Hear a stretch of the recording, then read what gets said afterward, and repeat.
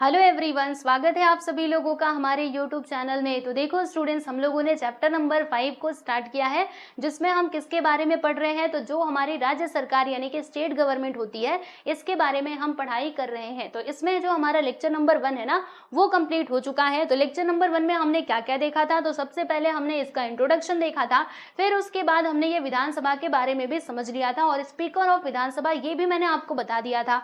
अब यहाँ पर हम लोग देखने वाले हैं, जो यहाँ पर दूसरा हाउस होता है ना, हमारे स्टेट लेजिस्लेचर का जो दूसरा हाउस होता है विधान परिषद, उसको हम यहाँ पे समझने वाले हैं, जिसको हम कहते हैं लेजिस्लेटिव काउंसिल। ठीक है, तो ये क्या होता है, जैसे विधानसभा हमारा फर्स्ट हाउस होता है किसी भी स्टेट का, वैसे ही ये जो विधान परिषद है ना, ये सेकेंड हाउस इसको कहा जाता है लेजिस्लेचर का। ठीक है स्टूडेंट्स, यानी कि वही फिर Maharashtra legislature and members are indirectly elected from various sections of the society. यानी कहने का मतलब क्या है, देखो जैसे विधानसभा में क्या होता था कि डायरेक्टली हम उनको वोट करके अपने रिप्रेजेंटेटिव को भेज रहे थे। अब इसमें क्या होता है, यहाँ पे डायरेक्टली कुछ नहीं होता, इनडायरेक्ट रूप से यहाँ पे चुनाव करवाया जाता है, यानी कि इसमें आम जनता डायरेक्टली पार्टिसिपेट नहीं करती है। तो फिर कैसे होता है, तो हमारे द्वारा जो चुने गए रिप्रेजेंटेटिव है ना, वो ये इलेक्शन में पार्ट लेते हैं और लोगों को हमारे मतलब समझिएगा, जैसे हमने एक जन को चुन करके भेजा, अब वो क्या कर रहे हैं, वो ये जो विधान परिषद के मेंबर्स है ना, उनका चुनाव कर रहे हैं। तो इस प्रकार से ये पूरा प्रोसेस चलता है, समझ आ रहा है। जैसे राज्यसभा में होता था इनडायरेक्टली इलेक्शन,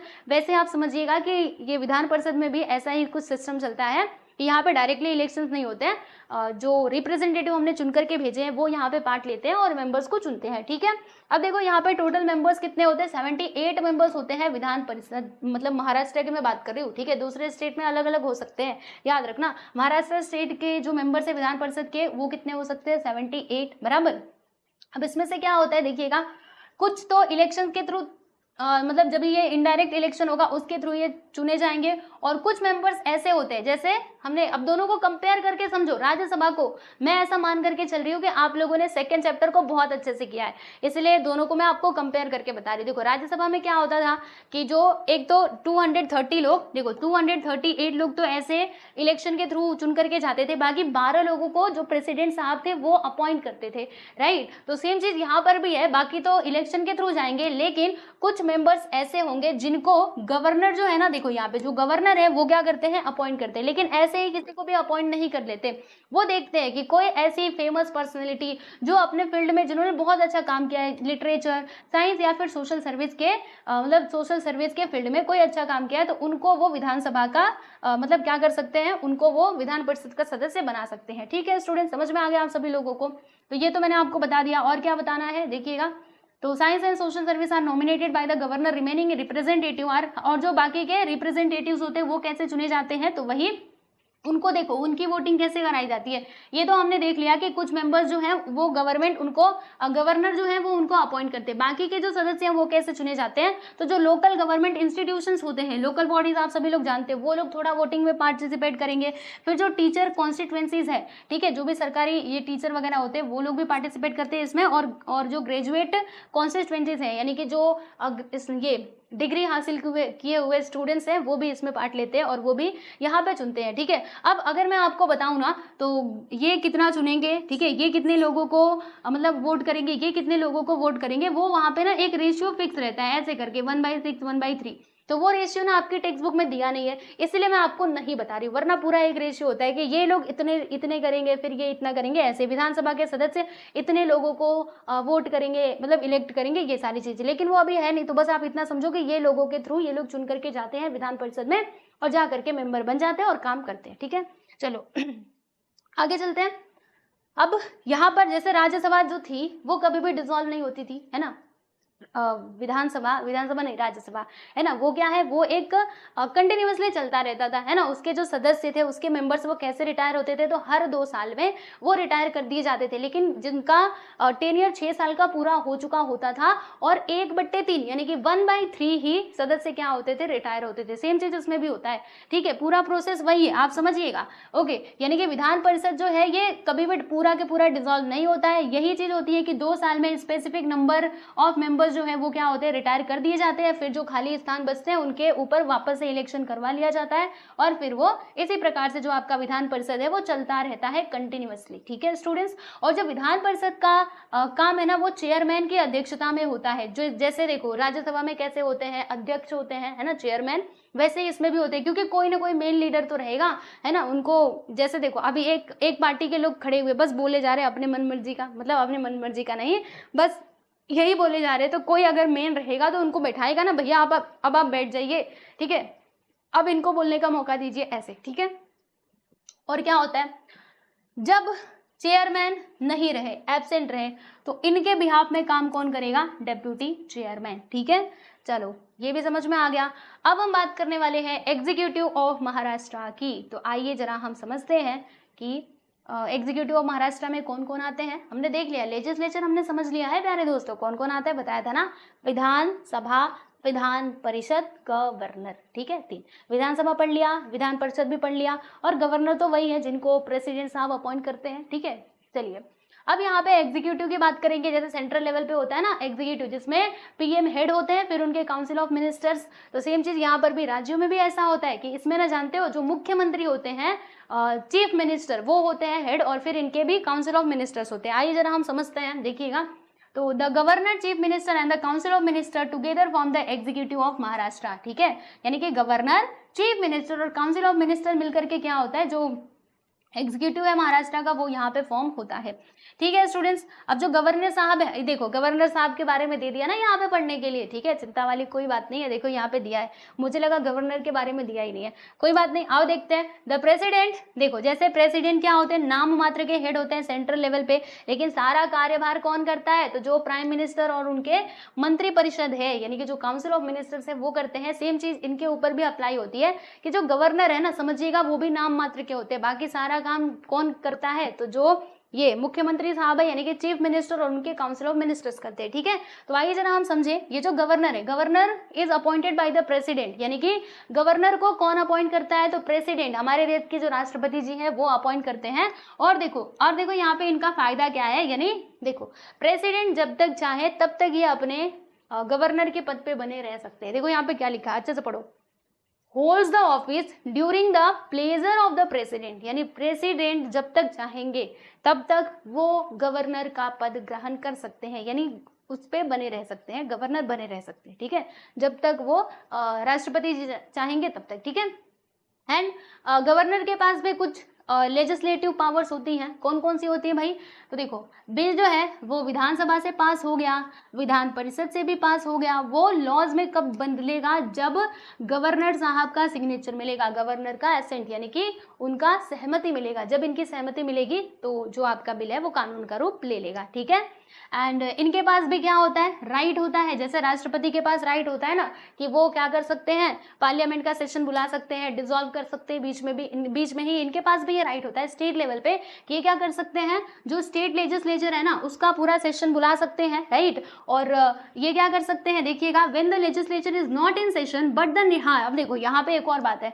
आपको बताती हूँ, चलो यहाँ तक तो आपको समझ में आ गया ना। अब देखो यहाँ पे देखो किसी सिचुएशन में ऐसा है, मान लीजिए कि अभी जो मतलब ये जो सेशंस है वो सेशन खत्म हो चुके हैं, कोई सेशन नहीं चल रहा, और अचानक से, ठीक है, किसी लॉ की जरूरत है कि ये कानून बनाना बहुत जरूरी है, ऐसा कुछ सिचुएशन आता है ना, तो अब ये अधिकार, कानून बनाने का अधिकार किसके पास है, तो जो हमारे गवर्नर साहब है इनके पास है। यानी वो क्या कर सकते हैं, देश के अंदर अध्यादेश ला करके वो कानून बना सकते हैं। ठीक है, ये इनके पास पावर है, मतलब भले ही वो सेशन ना चल रहा हो लेकिन इनके एक अकेले के पास ये पावर है कानून बनाने की। लेकिन और सुनो, ठीक है, अभी यहाँ पे बात खत्म नहीं होती, सुनो, इन्होंने कानून तो बना दिया इमरजेंसी के लिए क्योंकि सडनली उसकी जरूरत पड़ी थी, लेकिन बाद में क्या करना पड़ेगा, जब सेशन शुरू होंगे ना तो उनको ये बिल पास करवाना पड़ेगा, समझ रहे हो, वही विधानसभा से भी, विधान परिषद से भी, तो ये बात भी ध्यान रखना। तो वही है कि when the legislature is not in session but the need arises due to but the need arises to make the law, then the governor can issue an ordinance for the same। ठीक है,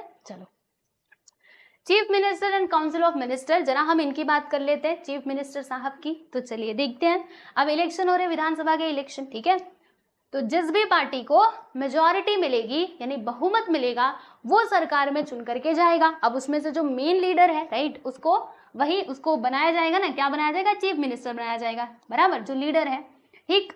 the chief minister includes his or her trustworthy colleagues in the council of ministers. अब क्या करेंगे, जैसे PM साहब prime minister जी बना रहे थे अपने काउंसिल ऑफ मिनिस्टर्स, वैसे ही स्टेट में भी चीफ मिनिस्टर क्या करेंगे, अलग अलग अपने मिनिस्टर्स बनाएंगे और देखेंगे। ठीक है, मिनिस्टर बनाते टाइम पे अब इनको भी बहुत सारी बातों का ध्यान रखना है कि सत्ता कहीं गलत हाथों में ना चली जाए, कहीं गलत व्यक्ति को हम मिनिस्टर ना बना दे, ध्यान रखना पड़ता है।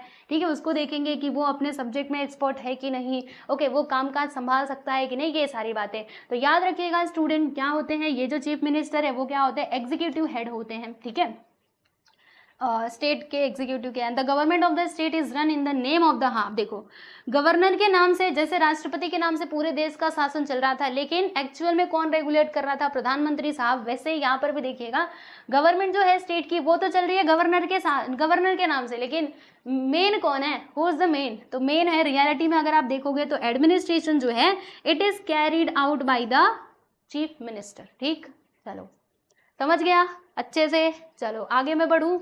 ठीक, सारी चीजें वही तो दी गई हैं, दोनों को कंपेयर करके समझोगे बहुत अच्छे समझ में आ जाएगा। अब creation of the state executive, function of the chief minister, जरा हम देखेंगे चीफ मिनिस्टर के जो भी काम होते हैं। अब चीफ मिनिस्टर तो बन गए, अब उनको काउंसिल ऑफ मिनिस्टर्स बनाने पड़ेंगे ना, जैसे पीएमजी बना रहे थे, तो किन किन बातों का ध्यान रखना पड़ता है, क्या क्या करना होता है, ये सारी चीजें जरा हम देख लेते हैं। Creation of the state executive, अब वो स्टेट एग्जीक्यूटिव बना रहे हैं, कार्यकारी मंडल बना रहे, तो अब देखो अब मेजोरिटी इनको मिल गया है ना, तो चीफ मिनिस्टर तो बन गए, फिर क्या करेंगे, काउंसिल ऑफ मिनिस्टर्स बनाएंगे। तो ये एक बहुत ही चैलेंजिंग टास्क है। चैलेंजिंग क्यों बोला, क्योंकि जब ये बना रहे हैं ना अपना काउंसिल ऑफ मिनिस्टर, तो हर एक बात का ध्यान रखना पड़ेगा। जैसे कि मैंने आपको बताया, इनको क्या करना पड़ेगा, हर एक कैटेगरी के लोगों को मंत्री में शामिल करना पड़ेगा। आप ऐसा नहीं कर सकते कि बस ऊंची जाति के जो लोग हैं, जो थोड़े से रेपुटेटेड लोग हैं, बस उन्हीं को बनाए जा रहे हैं। इनको सब चीजों का ध्यान रखना पड़ेगा कि हर एक की हिस्सेदारी हो हमारे मिनिस्ट्री में।